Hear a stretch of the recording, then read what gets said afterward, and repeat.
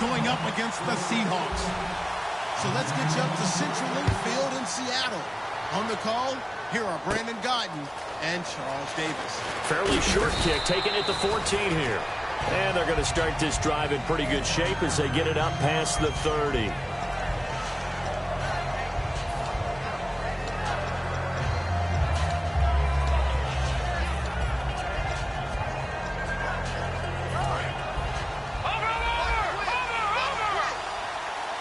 One receiver left, two to the right. Here we go now. Green, 39. Wentz now on first down. Now they set up the screen. That's complete. And he is going to lose yardage here.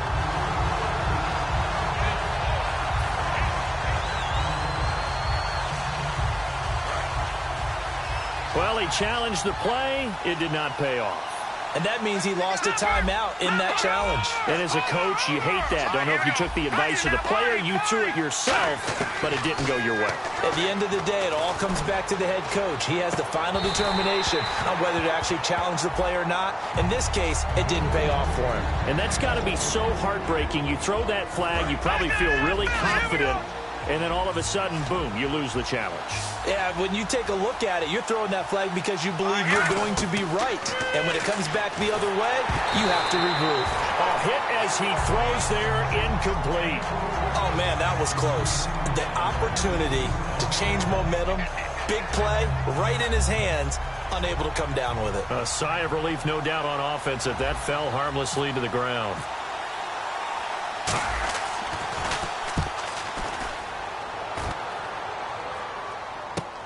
Now it's Lockett.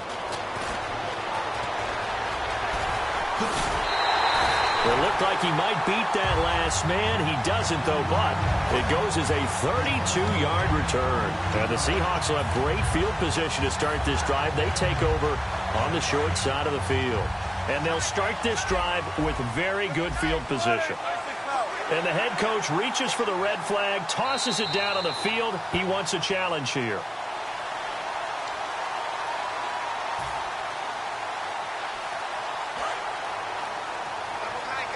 And the challenge pays dividends. The ref overturns the play. Everyone gets a bonus on this one, Brandon. The coach upstairs who signaled down and said challenge it, and the head coach for pulling the red flag.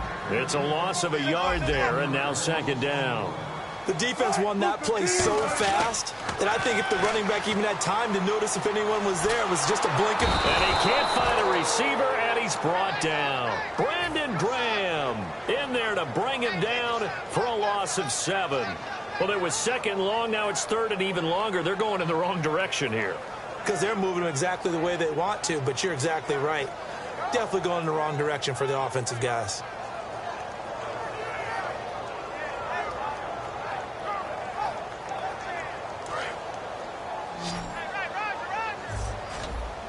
And it looks like we've got a dime set here defensively. 6 DBs in the game.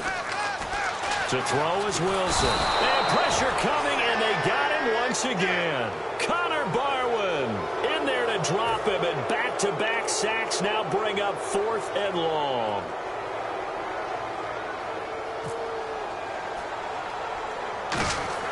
And look at this, it's a fake, but he will not make the first down marker, and that'll be a turnover on downs.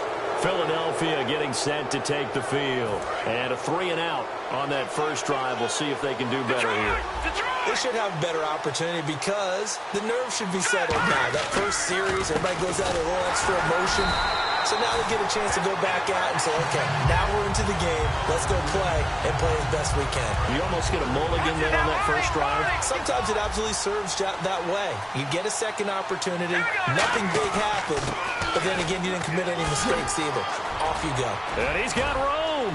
And they'll be inside the 35 now at the 34-yard line. Let's expand on Ryan Matthews for a second. He has a couple 1,000-yard years in his back pocket. This season, 661. Did have a career-high 8 touchdowns, but where does he fit in to the Eagles' offense going forward? That's going to be an interesting question that has to be answered by Philadelphia, by Doug Peterson, their head coach, because he was truly their lead running back until a fumble at Detroit. I think that changed things for him. A crucial one down the stretch. Philadelphia ended up losing the game.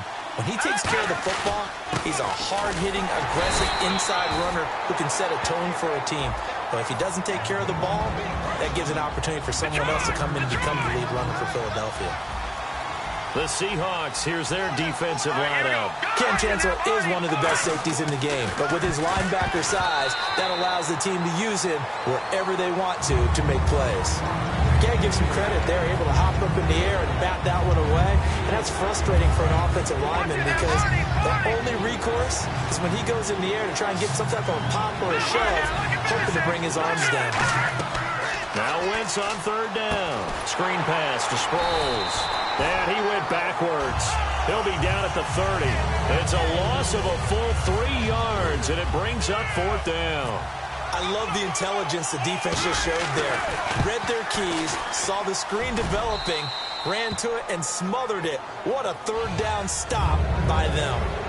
So it's a 7-play drive, but it stalls out in the end. Let's credit the defensive front seven. They were a little leaky at the start of the drive, but they stiffened toward the end.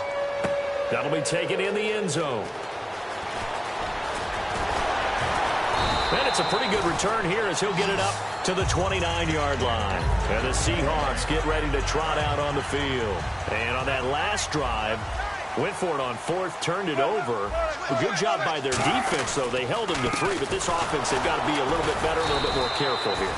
And sometimes when you see these calls on fourth down, when they decide to go for it, it's not necessarily the coach saying, I believe in my offense. Sometimes the coach saying, I believe in my defense. I can afford to go for it here because if we don't get it, I don't think we'll give up more than 3. And that's exactly what happened. You think that factored in? I do. I think that he had that in his mind going into the game, that I'm going to be aggressive on offense because I know I've got a defense that can hold up their end.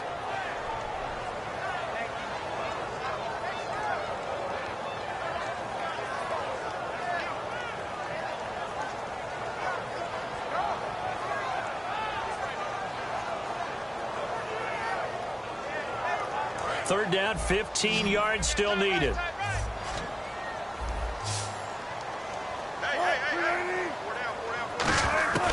Third and long, it's Wilson. And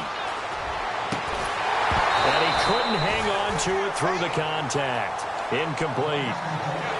We know it's not an easy job to go out and catch passes when people are trying to tackle you and knock the ball away. But the bottom line is, that's a pass he's got to have and a pass he should have caught.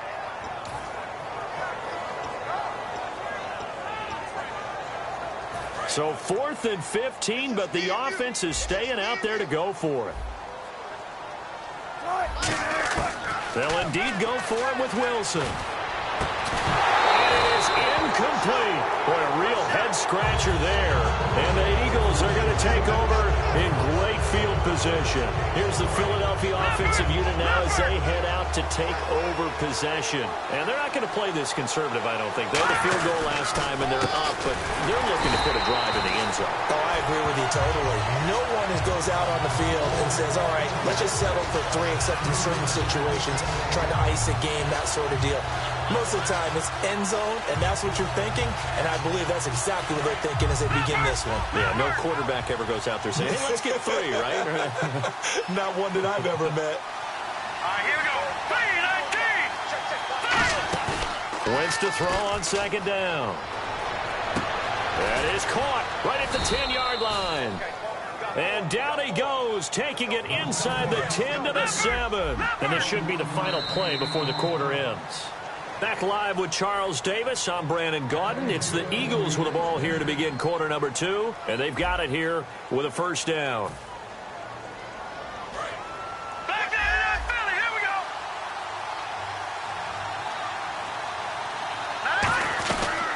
They'll run it now out of the gun.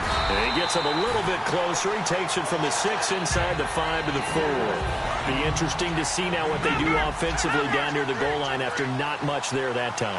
As the offensive play caller, that may change your sequence now. Instead of coming right back with a running play, you may have to go to the air. And he'll get this one back to the 5-yard line, but no further than that. Call it no gain that time, and now it's 3rd and goal. His path became similar to almost running a stretch play, didn't it? Trying to find a crease, anywhere to put his foot in the ground and cut back. It just never materialized. Finding his safety valve here. That's complete. That'll make it 4th down after a loss of 1. So now on is Caleb Sturgis for the Eagle field goal. From the right hash here, should be an easy one.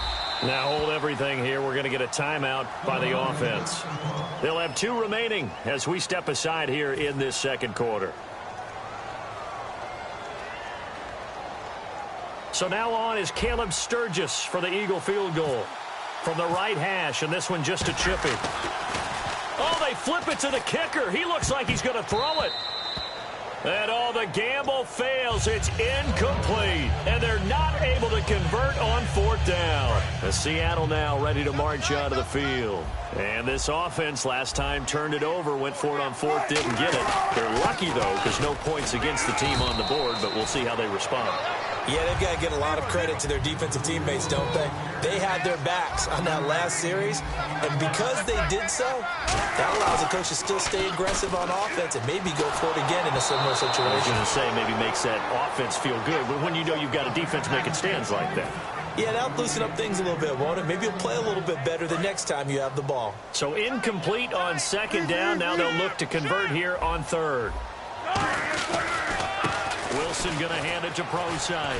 And he'll get this one up to about his 14. And how about the call here? They need 2 yards in their own territory on 4th down, and they're going to go for it. But forget knowing where the first down line was. This defense created their own line. Under a heavy rush, and down he goes. Jordan Hicks coming in hard on the blitz. He gets him down for a loss of 4. Philadelphia getting set to take the field. And on the last drive, they were in field goal range. They just opted not to kick it, didn't get it. How does that change the mentality this go-around?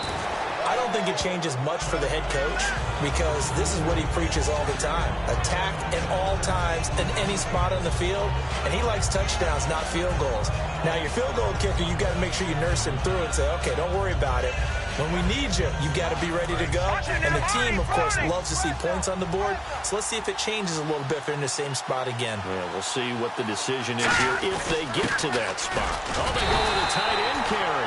Call it a gain of a yard as they get a little bit closer here. It's 3rd and goal. From the 3 now. Here they come on 3rd and goal. You got to be ready for anything when you play defense against this head coach. And he's in for an Eagles touchdown. Trey Burton taking it in from 2 yards out. And the Eagles add 6 to their lead. Oh, they flip it to the kicker. He looks like he's going to throw it. This will be caught at about the 5. And he will get into the end zone to extend the lead by 2 more.